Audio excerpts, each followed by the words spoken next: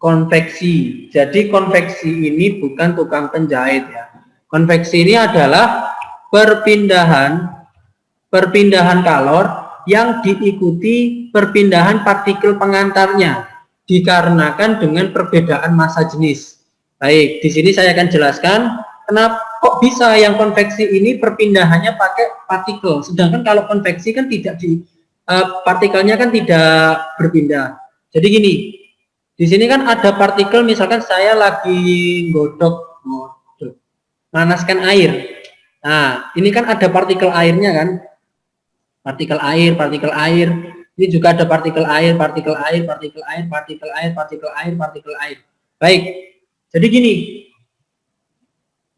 kalau yang ini ada kondisi ke-1 sama kondisi kedua. Baik, saya akan tanya, kira-kira kondisi manakah yang akan cepat lebih panas? Kondisi ke-1 atau kondisi yang kedua? Kondisi ke-1 kan, karena dia pasti suhunya yang paling panas. Misalkan nih, kita belum panaskan. Sama-sama misalkan suhunya yang bawah di sini 27 derajat Celcius, di sini juga 27 derajat Celcius. Nah, terus kamu panasin. Setelah kamu panaskan, tadi kamu menjawab, di mana kondisi pertama itu yang suhunya yang panas terlebih dahulu. Nah, saat dipanaskan, rupanya suhunya itu menjadi 31 derajat Celcius. Nah, di mana di sini dia menjelaskan, kemarin kan kalau pemuaian itu kemarin ya, pemuaian maka kalau dipanaskan kemarin volumenya itu bertambah atau melebar. Nah, jadi volumenya bertambah. Nah, sedangkan kalau misalkan suhunya dingin, maka dia menyusut, jadi volumenya berkurang. Nah, seperti itu. Di mana rumus dari massa jenis, oke, kurang 10 menit, saya belum buat akun baru ya. Jadi rumus massa jenis itu kan Rho sama dengan massa per volume. Seperti itu. Nah, di mana kenapa kok minyak sama air, kenapa kok minyaknya dulu yang di atas, baru bawahnya airnya? Karena massa jenis minyak itu lebih kecil, yakni 0,8, sedangkan massa jenis air itu 1. Baik, kalau volumenya itu besar,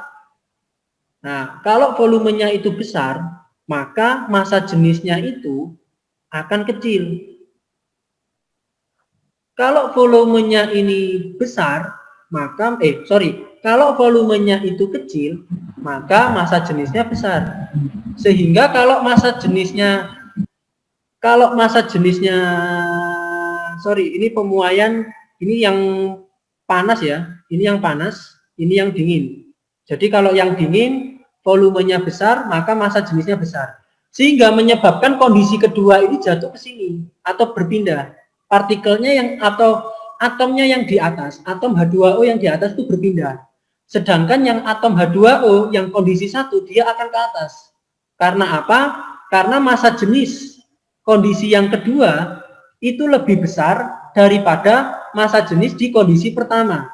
Seperti itu. Nah, makanya untuk konveksi ini berpindah partikelnya. Hal itu yang menyebabkan kenapa kalian memasak air itu gemulak. Apa ya bahasa Indonesia nih gemulak itu ya? Mendidih atau ada gelembung-gelembungnya. Karena di situ ada proses perpindahan partikel. Seperti itu. Nah, mungkin kalian nggak kepikiran ya wes lah. Yang kok gemulak tandanya panas, wes tandanya wis mateng. Itu bukan itu ya. Jadi memang itu salah satu proses alam atau memang hukumnya Allah. Kalau misalkan untuk zat konveksi ini untuk zat cair sama zat gas. Zat cair dan gas, seperti itu. Nah, itulah mengapa kok air itu dipanaskan gemulak. Sedangkan kalau kita memanaskan besi kok gak gemulak, mendidih, seperti itu ya. Nah, itu penyebabnya, anak-anak. Oke, dari sini ada yang ditanyakan.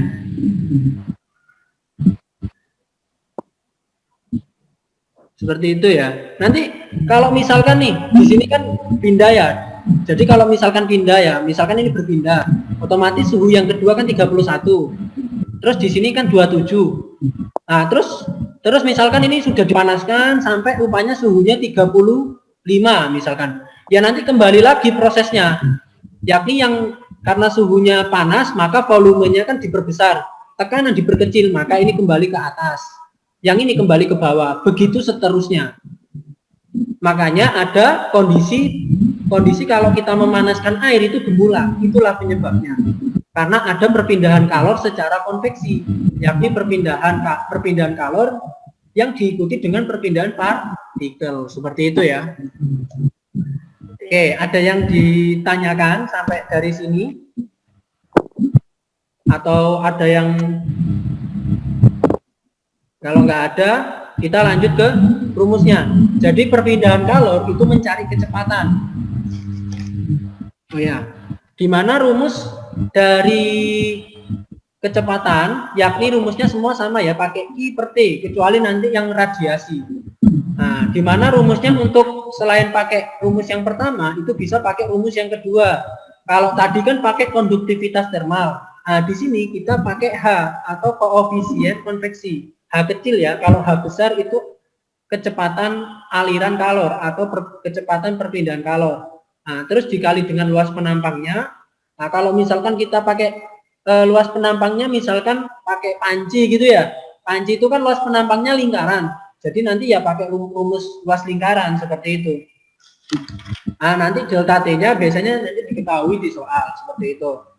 Nah, itu rumusnya. Kalau kita gabungkan antara kedua rumus ini, maka kita bisa mendapatkan I per T itu sama dengan konduktivitas termal dikali dengan luas penampang dikali dengan perubahan suhu. Seperti itu. Oke, dari sini ada yang ditanyakan, anak-anak?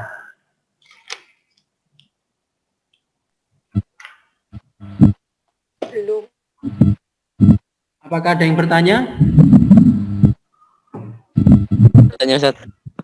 Oh, kamu tanya. Yowes. Iqbal. Iqbal apa? Abdillah. Lah. Itu yang kok bisa ada apa? Ada buih-buihnya itu gimana, Ustaz? Oh, yang ini tak? Ada pi sama p-nya ini tak? Masa jenis ini tak? Ada itu loh. Gelembung-gelembungnya dilepas masa air. Oh, gelembung-gelembung itu karena Blukutu. oh ya, itu karena disebabkan proses reaksi kimia. Dimana kan perubahan wujud ya, karena disebabkan perubahan wujud. Karena kalau cair dipanaskan maka dia akan menguap, yakni H2O liquid, H2O yang liquid ya, cair. Jika dipanaskan maka akan menjadi H2O uap air. Makanya ada gemelutuk itu pertama karena disebabkan karena perpindahan partikel itu, dan gemelutupnya itu kok bisa kayak pecah airnya itu karena ada perubahan wujud dari cair menjadi gas seperti itu.